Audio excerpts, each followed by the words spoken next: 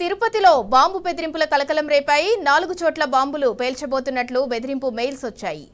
తిరుచానూరు కేంద్రంగా ఐఎస్ఐ మాజీ ఎల్టీసీఈ మిలిటెంట్ల కుట్రగా మెయిల్స్ వచ్చినట్లు సమాచారం. 2 అనుమానాస్పద మెయిల్స్ బాంబు బెదిరింపులతో వెంటనే అప్రమత్తమయ్యారు పోలీసులు.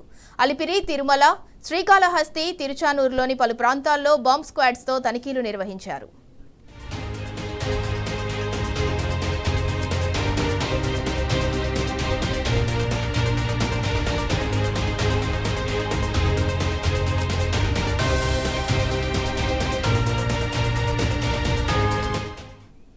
అటు తిరుపతిలోని ఆర్టీసీ బస్టాండ్, శ్రీనివాసం, విష్ణు నివాసం ప్రాంతాలు, కపిలతీర్థం ఆలయం, గోవిందరాజస్వామి ఆలయం ప్రాంతాల్లో తనిఖీలు చేపట్టారు. న్యాయమూర్తుల నివాస సముదాయం, కోర్టు ప్రాంగణం ప్రాంతాల్లో సోదాలు నిర్వహించారు.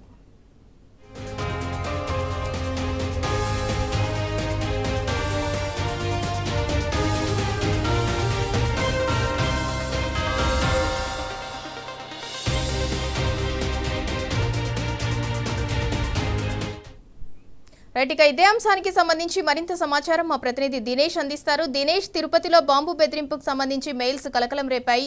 దానికి సంబంధించి డీటెయిల్స్ ఏంటి? సింధురాజ్, ఇది తిరుపతి బాంబు బెదిరింపు కలకలాలను సృష్టించని చెప్పచ్చు.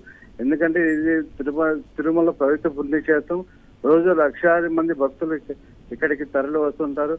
అంటే పల్లె రాష్ట్రాల నుంచి కూడా తిరుమల వస్తూ ఉంటారు.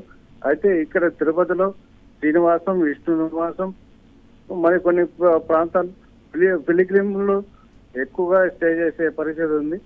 ఈ బాంబు బెదిరింపు అనేది తమిళనాడు రాష్ట్రంలో ఉంది. తిరుమల కేంద్రంగా ఐఏఎస్ అంటే మాజీ వాళ్ళు మెయిల్ పెట్టినట్టుగా పోలీసులు ఇప్పటికే గుర్తించారు. ప్రాథమిక విచారణ కోసం పూర్తి స్థాయిలో దర్యాప్తు చేస్తున్నారు. అయితే తిరుపతిలోని పవిత్ర పుణ్యక్షేత్రాలు తిరుచానూరు, గోవిందరాజ టెంపుల్, కపిలతీర్థము, కాళహస్తి, కాణిపాకము, తిరుమల పూర్తిగా ఇప్పుడే నిఘా నీడలో ఉన్నాయి. సింధురా, అయితే దినేష్, మెయిల్స్ చేసింది ఎవరు ఏంటి అనేది పోలీసులు ఐడెంటిఫై చేశారా? ఇప్పటికే ఐడెంటిఫై చేశారు. తమిళనాడు తిరువల్లూరు కేంద్రంగా ఐఏఎస్ మాజీ ఎల్టీటీ నుంచి వచ్చినట్టుగా మెయిల్ వచ్చినట్టుగా గుర్తించారు. Sindhura, right, thank you Dinesh.